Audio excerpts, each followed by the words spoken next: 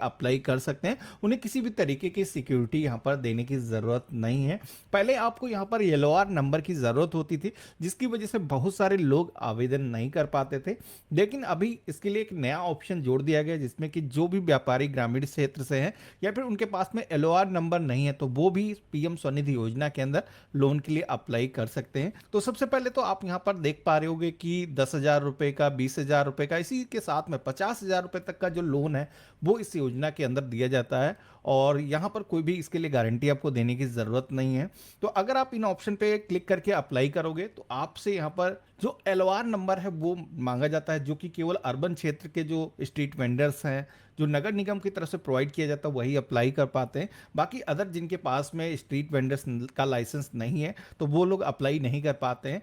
तो आपके पास अगर नहीं है तो सबसे बढ़िया ऑप्शन यहाँ पर अभी नया जोड़ा गया है, apply for LOR come loan. आपके पास में एलओआर नंबर की जरूरत नहीं पड़ेगी, तो हमें इसी ऑप्शन पे क्लिक करना है। अब यहाँ पर हमें अपना जो मोबाइल नंबर है वो फिल करना है। ध्यान रखना है यहाँ पर मोबाइल नंबर आपको वही दर्ज करना है जो कि आपके आधार कार्ड से लिंक है, क्योंकि यहाँ पर आपका जो डेटा है वो आधार के जरिए फेच किया जाता है।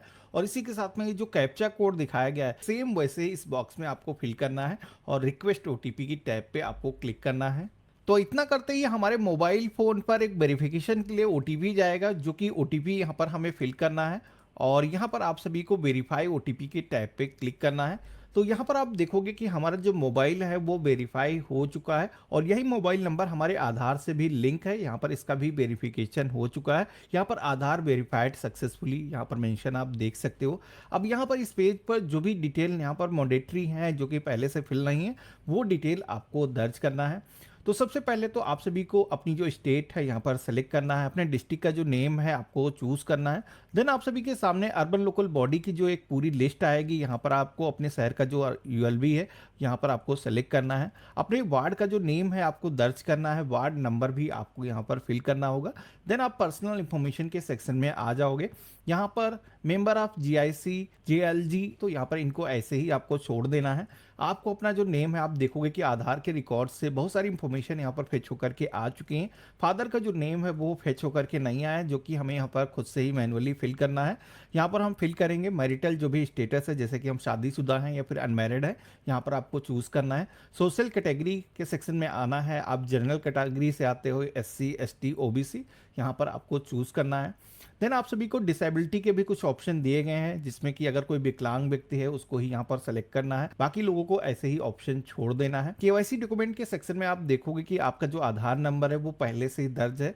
आपको यहाँ पर वोटर आईडी कार्ड नंबर भी फिल करने के लिए बोला जाता है, जो कि मैंडेटरी है, आपको यहाँ पर फिल करना होगा। इसके बाद में आप देखोगे कि डू यू हैव फैमिली का ऑप्शन यहाँ पर दिया गया है। तो यहाँ पर अगर आपकी फैमिली है, आप शादीशुदा हो, आप पे कई सारे लोग डिपेंडेंट हैं, तो यहाँ पर इस ऑप्शन पे टिक करोगे तो यहाँ पर उनके जो नेम है, डिटेल है, दर्ज करने का जो ऑप्शन है वो आ जाएगा। जितने भी मेंबर्स है नंबर पहले सेलेक्ट करोगे, देन यहाँ पर उनका जो नेम है, जो भी आपसे रिलेशन है, उनकी जो एज है आपको फिल करना है। आपको करंट एड्रेस के सेक्शन में आना है। यहाँ पर आपको ऑप्शन दिया गया है सेम एज अबव का। ऊपर जो एड्रेस आपका दिखाया गया है आपका करंट एड्रेस भी वही है, तो आपको यहाँ पर इस ऑप्शन पे टिक कर देना है। तो ऑटोमेटिक ये जो एड्रेस है कॉपी हो जाता है। लेकिन अगर आप जो आधार पर एड्रेस है उस एड्रेस से किसी अलग जगह पर आप रह रहे हो करंट में, आप व्यापार करने के लिए, तो यहाँ पर वो जो एड्रेस है आपको दर्ज करना है। इसके बाद में वेंडिंग एक्टिविटी के सेक्शन में आना है। यहाँ पर जिस भी तरीके की आप एक्टिविटी करते हो, कोई भी फूड सेल करते हो या फिर किसी भी तरीके का स्ट्रीट वेंडर्स का काम करते हो, चाय की दुकान है या फिर फल फ्रूट से आप फ्लावर बेचते हो, तो यहाँ पर कई सारी कैटेगरीज आपको दिखाई गई हैं। आपको यहाँ पर अपने अकॉर्डिंग सिलेक्शन करना है। प्लेस ऑफ वेंडिंग के सेक्शन में आना है। यहाँ पर आपकी जो शॉप है वो एक जगह फिक्स लोकेशन पे आप चलाते हो, या फिर बहुत सारे लोग जैसे कि मूव करते हैं, एक दूसरी जगह पर फेरी करके अपनी शॉप चलाते हैं, तो ऐसा अगर है तो मोबाइल वाला जो ऑप्शन है वो सेलेक्ट करना है। बाकी लोगों को यहाँ पर फिक्स का जो ऑप्शन है वही सेलेक्ट करना है। यहाँ पर मैं आपको बता दूं कि फिक्स लोकेशन अगर आप सेलेक्ट करते हो तो आपको लोन मिलने की जो प्रायोरिटी है वो काफी ज्यादा बढ़ जाती है। ड्यूरेशन ऑफ वेंडिंग के सेक्शन में आना है। यहाँ पर कब से आप वेंडिंग कर रहे हो, तो मिनिमम आपको कम से कम यहाँ पर 6 महीने की जो वेंडिंग की एक्टिविटी डेट है वो आपको यहाँ पर सिलेक्ट करना है। इसके बाद में वेंडिंग डेज के सेक्शन में आना है। यहाँ पर आप अपनी जो शॉप है वो वीक के कितने दिन लगाते हो, सभी दिन या फिर कोई भी स्पेसिफिक डेज हैं जब आप शॉप लगाते हो, यहाँ पर उस तरीके भी सेलेक्ट करने का ऑप्शन दिया गया है। बाकी सभी दिन आप शॉप लगाते हो, कोई भी छुट्टी नहीं लेते हो, तो ऑल डे का ऑप्शन दिया गया है, सेलेक्ट कर दोगे तो सारे डेज यहाँ पर ऑटोमेटिक सेलेक्ट हो जाते हैं। टाइमिंग क्या रहती है वेंडिंग की, जैसे कि बहुत सारे लोग होते हैं कि जैसे सब्जियों की जो शॉप लगती है वो शाम के टाइम पे लगाते हैं, तो ऐसा अगर कुछ है तो यहाँ पर आपको अपना जो वेंडिंग का टाइम है वो यहाँ पर सेलेक्ट करना है। तो जैसे कि आप देखोगे कि हमने 10 बजे सुबह से और 6 बजे शाम तक का जो ऑप्शन है यहाँ पर सेलेक्ट कर दिया है। टाइम को सेलेक्ट करने के बाद में आप नीचे की तरफ आओगे तो जैसे कि अगर आपकी मोबाइल वेंडिंग की है एक्टिविटी, तो आपको यहाँ पर उस तरीके से सेलेक्ट करने का एरिया पूछा जाएगा। इसी के साथ में अगर आपकी जो शॉप है वो फिक्स लोकेशन पर रहती है तो आपको अपना वो जो एड्रेस है यहाँ पर सेलेक्ट करना है। इसी के साथ में अपना एरिया का जो पिन कोड है वो आपको फिल करना है। इसके बाद में आप सभी को प्रूफ एज ए वेंडर का जो है एक सेक्शन दिखाई देता है, जहां पर कुछ डॉक्यूमेंट का जो सेक्शन है वो यहाँ पर दिखाया गया है। तो जैसे कि कोविड के टाइम पर गवर्नमेंट की तरफ से जो बेनिफिट दिया गया था स्ट्रीट वेंडर्स को, उसका कोई बेनिफिट आपको मिला हुआ है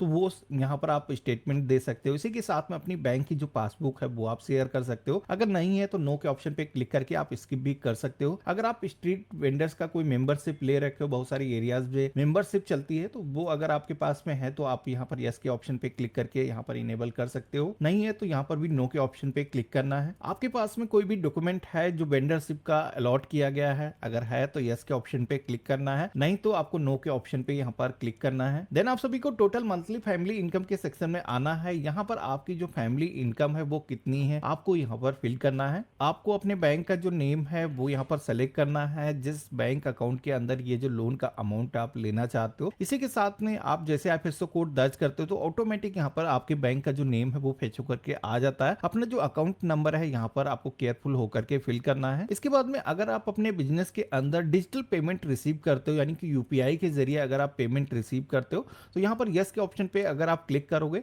तो यहाँ पर यूपीआई कितनी आईडी आपके पास में है, जैसे कि आपने फोन पे का कोई साउंड बॉक्स ले रखा है या फिर पेटीएम का साउंड बॉक्स ले रखा है, तो उसका जो आईडी है वो आप यहाँ पर दर्ज कर सकते हो। आप यहाँ पर गूगल पे, फोन पे की भी यूपीआई आईडी आप यहाँ पर दे सकते हो। अब अगला ऑप्शन मिलता है एग्जिस्टिंग लोन का, जहां पर आप सभी को ये बताना है कि आपका कोई भी एग्जिस्टिंग अगर लोन चल रहा है, कितना आउटस्टैंडिंग अमाउंट है, कितनी मंथली ईएमआई जाती है। अगर कुछ ऐसा है तभी आपको यहाँ पर फिल करना है, नहीं है तो ऐसे ही इसको आपको छोड़ देना है। इसके बाद में फर्स्ट टर्म लोन अमाउंट के सेक्शन में आना है। यहाँ पर अब आपको वो अमाउंट दर्ज करना है। तो जैसे कि इस योजना के अंदर फर्स्ट टाइम आपको मैक्सिमम 10,000 रुपए का जो लोन है वो दिया जाता है।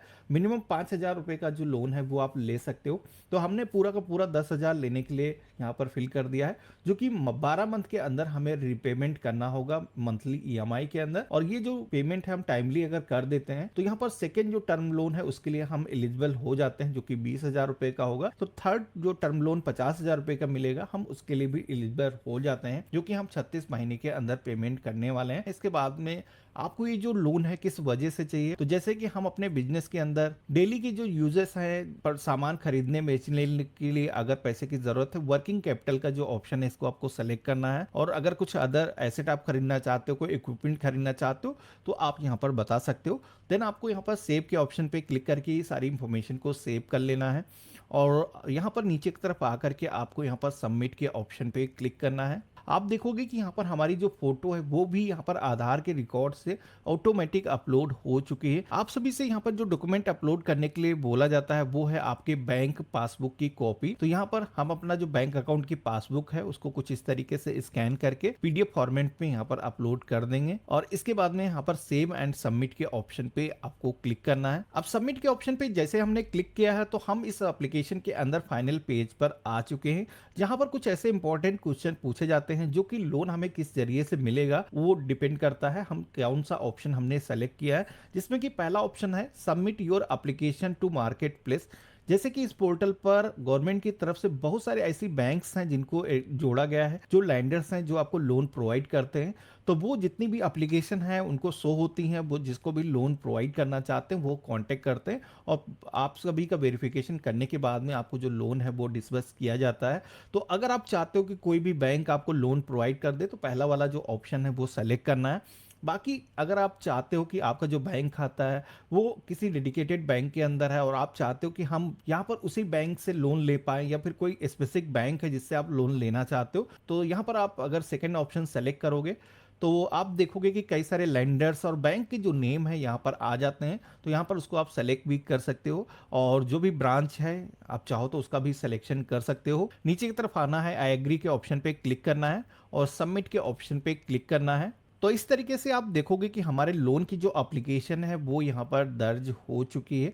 तो यहाँ पर मैंने सेकंड वाला ऑप्शन सेलेक्ट किया है, लेकिन अगर आप चाहते हो कि जल्दी से आपको लोन मिल जाए तो फर्स्ट वाला जो ऑप्शन है वो काफ़ी बेस्ट रहता है। उसको अगर आप सेलेक्ट करते हो तो सारी मल्टीपल बैंक आपको कांटेक्ट करती हैं। आप यहाँ पर डन के ऑप्शन पे क्लिक करोगे तो आप सभी के सामने आपका जो एलओआर फॉर्म है वो भी डाउनलोड करने का जो ऑप्शन है वो आ जाता है। इसी के साथ में आपकी जो एप्लीकेशन आईडी है वो यहाँ पर मेंशन की गई है। जैसे कि हमारा जो लोन है वो अभी अप्रूव नहीं हुआ है, जैसे अप्रूव होगा तो यहाँ पर पेंडिंग के सेक्शन में एलओआर स्टेटस अप्रूव हो जाएगा। इसी के